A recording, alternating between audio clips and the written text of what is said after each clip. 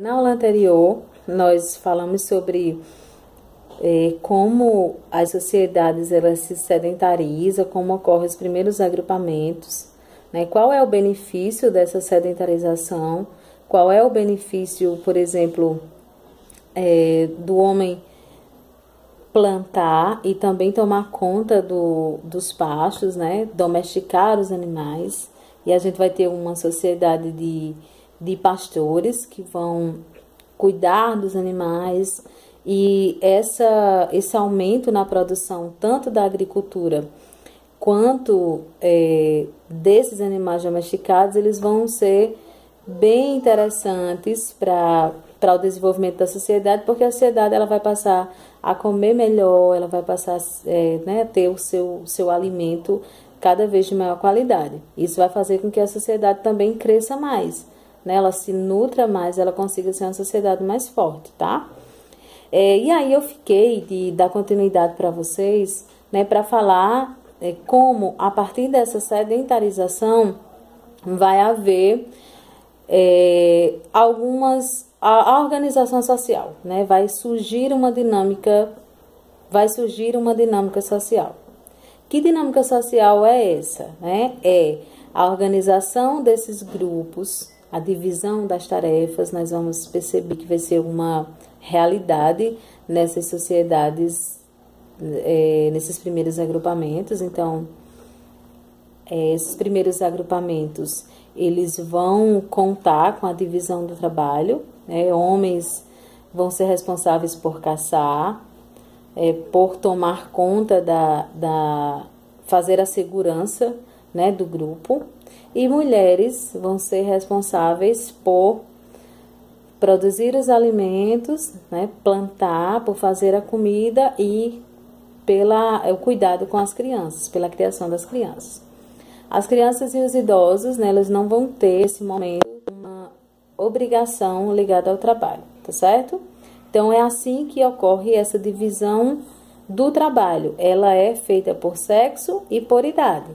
Homens com suas funções, mulheres com suas funções e crianças e idosos, né, retirados dessas funções, né, sem ter a obrigatoriedade, sem ter a obrigação de trabalhar ali dentro desses agrupamentos. Outra coisa que vai surgir também nesse momento é a especialização do trabalho. Que é isso, professora? É que vai haver, né, novas tecnologias, a criação de tecnologias. Técnicas de adubação do solo para plantar, a produção. E aí, quando essa produção acontece, o excedente, que é aquilo que sobra, além do que as pessoas consomem, vão ser administrados. Então vão surgir aí pessoas que vão trabalhar para administrar isso, ou seja, para controlar o que entra dentro do celeiro real, o que sai, o que vai ser guardado, quem vai pagar os impostos, né, na maneira de entrega desses alimentos. Vão surgir também artesãos, né, ligados à carpintaria, à produção das casas, à tecelagem. Então, isso vai fazer com que essa sociedade ela se torne cada vez mais complexa. Ou seja, o que é uma sociedade complexa, gente?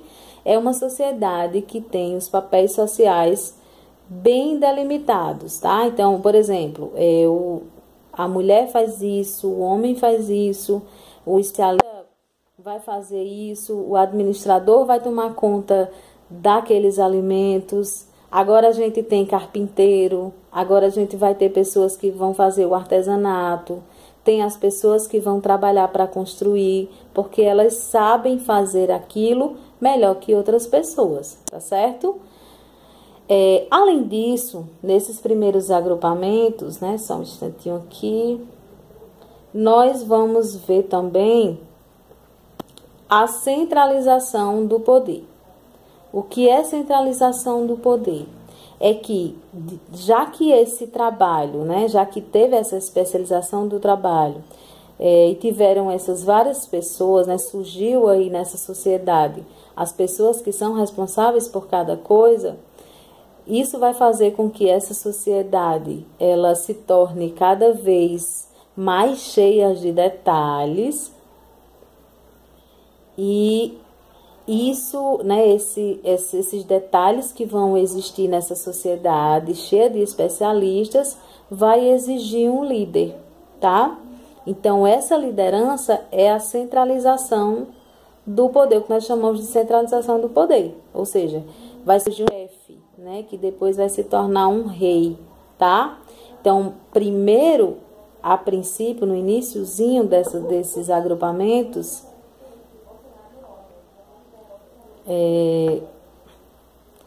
no iniciozinho desses agrupamentos, o chefe, ele vai ser um chefe guerreiro, tá? Ele vai ser uma pessoa que se destaca na guerra. Depois, quando a sociedade começa a ter essas funções, aí esse chefe, ele vai ser um chefe político mais ligado à administração. Então, geralmente, ele vai ser responsável pela questão política e pela questão religiosa também. Na maioria das vezes, ele é chefe religioso daquele povo, tá bom? E aí, gente, né, esse chefe, ele vai viver num palácio e ele vai também ter os funcionários reais, tá? Então, em geral, é isso que vai acontecer. E aí, depois desse processo, a gente vai ver com essa sociedade organizada, com o chefe político, com o rei, esses especialistas, vão surgir sociedades maiores, reinos maiores, e aí eu vou explicar para vocês, a gente vai começar a trabalhar isso na próxima aula, tá bom? Então, esses reis se destacam, né, e começam a investir, e essas sociedades vão ficando cada vez maiores e mais fortes, certo? Então, é isso. Por hoje é só. Bom final de semana para vocês. Deus abençoe vocês, tá certo? Beijo.